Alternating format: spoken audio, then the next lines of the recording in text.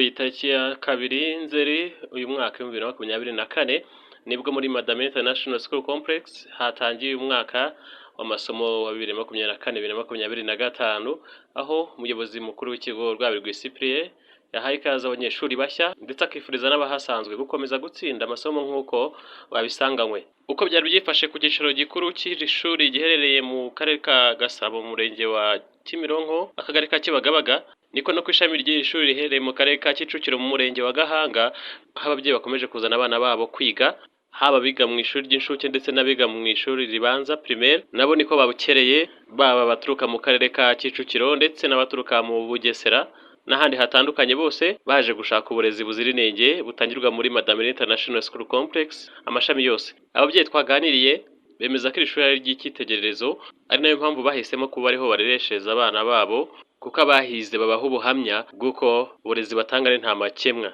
Turabibutsa ko iri shuri ari ishuri ryigisha muri porogaramu y'Igifaransa ndetse n'iy'Icyongereza imwe izwi nka Cambridge, kandi abanyeshuri bahije bakaharangiriza baba bafite amahirwe aruta y'abandi yo guhita byandikisha muri kaminuza mpuzamahanga ku isi. Madame International School Complex ni ishuri mpuzamahanga ryigisha neza kandi rikunzwe cyane kubera kugira abana b'abahanga batsinda 100%. Ni ishuri rifite icyicaro gikuru Ikibagabaga, rikagira kandi n'ishami Gahanga mu karere ka Kicukiro. Nk'uko mubibona aha turi ni Gahanga mu karere ka Kicukiro, ahari ishami ry'iri shuri. Igisabo television yahakugereye, reka tuhabatembereze.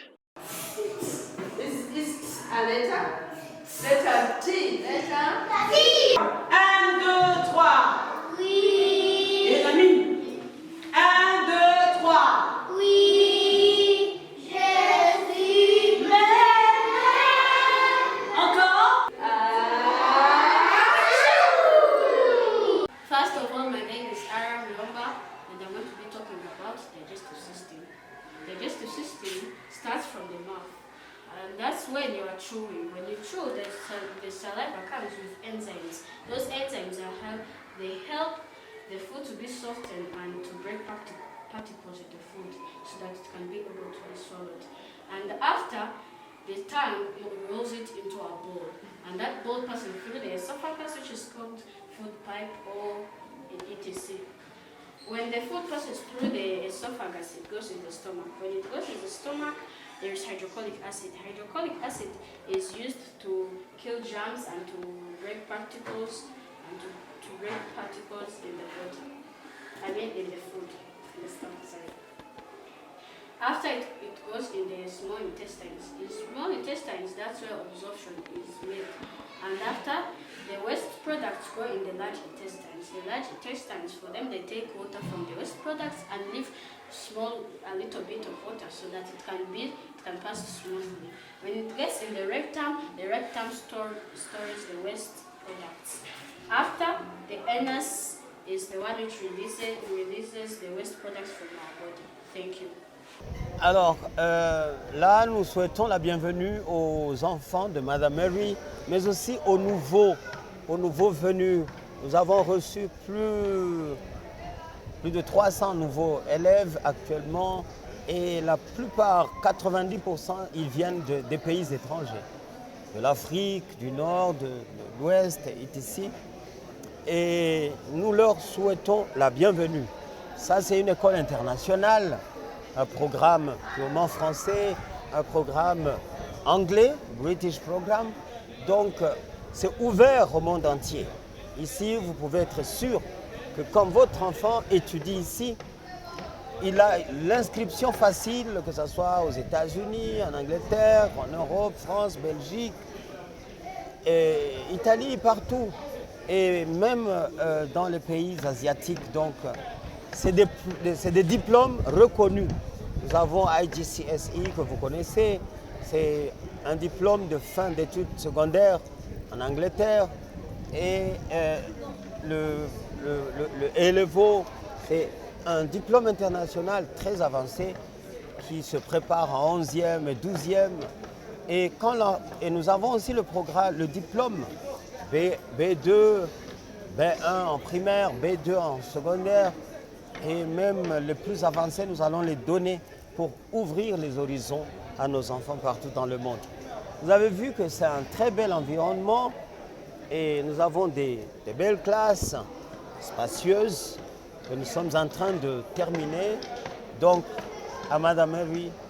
C'est vraiment la top qualité. On travaille pour ça et on y arrivera. Merci beaucoup.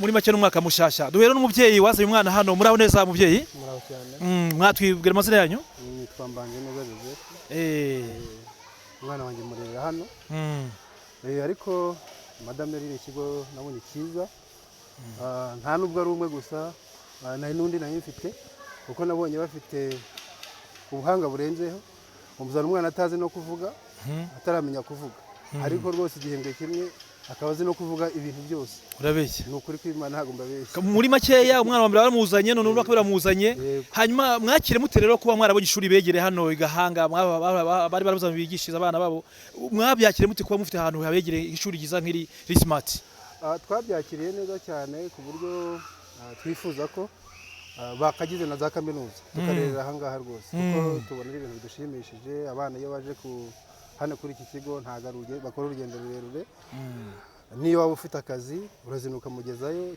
kandi ikindi bigira na transport utabishoboye n'ubundi baraza bakamufata no mu rugo bakamufatira mu rugo noneho giya rero icyo wasaba abandi babyeyi rero bifuza kuba barerera aha ngaha cyangwa batafite aho barereshereza kugira ngo bumve ko hano Madame Mary imiryango ifunguye nabashishikariza ko bashobora kuzana abana babo baba bari kure baba bari no hafi kuko nabo bafite care aho umwana yaba ari hose baza kumufata nta kibazo rwose Okay, tubonye rero n'umubyeyi nawe uresheza hano muraho neza mwatanye mutwibwira yego ndumwe mu babyeyi barereshereza hano nitwa Rose Mary maze umwaka mparereshereza twishimiye Madame Mary kuba yaraje Gahanga ababyeyi benshi barabyishimiye cyane kuko hari impinduka nyinshi turimo kubona ku bana bacu kutagenda kure urugendo twaruhiniye hafi kandi twabonye impinduka ku mwaka ushize tugeranyije n'ibindi bihe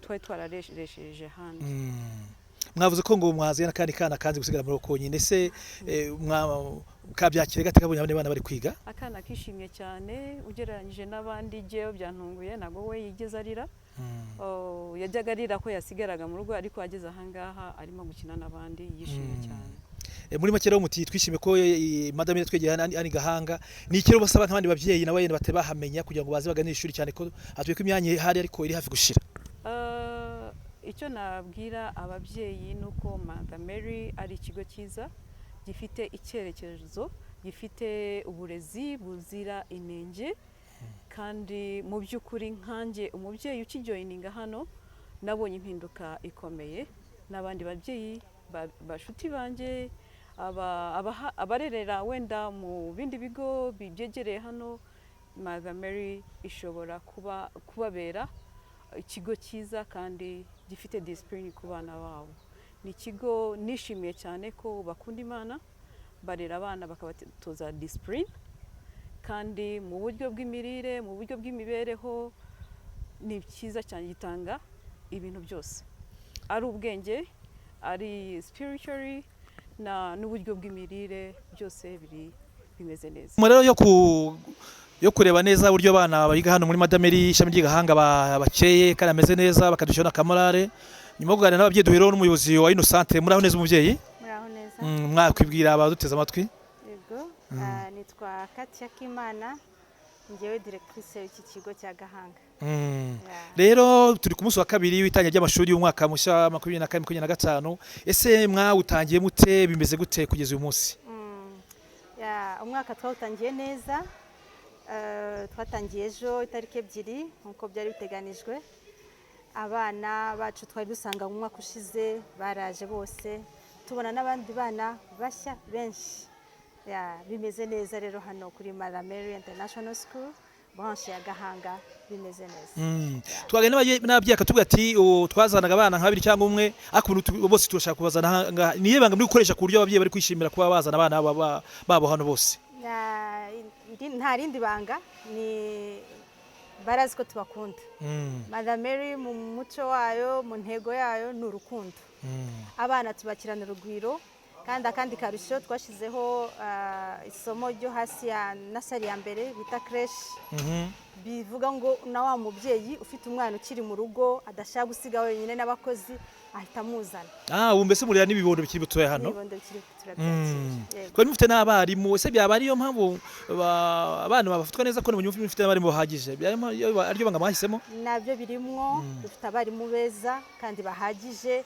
Nka nasari ntago yabaho ifite umwarimu umwe gusa, hagomba kuba hari undi ku ruhande umufasha kugira ngo babana bitaza kubagora. Ubundi abantu barereshezaho nabo mu bihe bice ni Kicukiro naho ahandi? Dufite Kicukiro n'utu duce tutuzengurutse hano na Nyamata bari kuza. Bugesera no baraza? Yes, Bugesera nabwo bari turi kubakira. Noneho rero mugiye ubutumwa rero muha abavyeyi bose rero ari ababugesera ari abahano Kicukiro n'indi mirege yegeye kugira ngo nibakime imyanya simbizi kugira ngo baze bazana abana babo buryo buhagije. Yes. Ababyeyi turabakangurira kutuzanira abana bihuse imyanya itarashira kuko turi kwakira abana benshi uyu mwaka twakiriye abana benshi.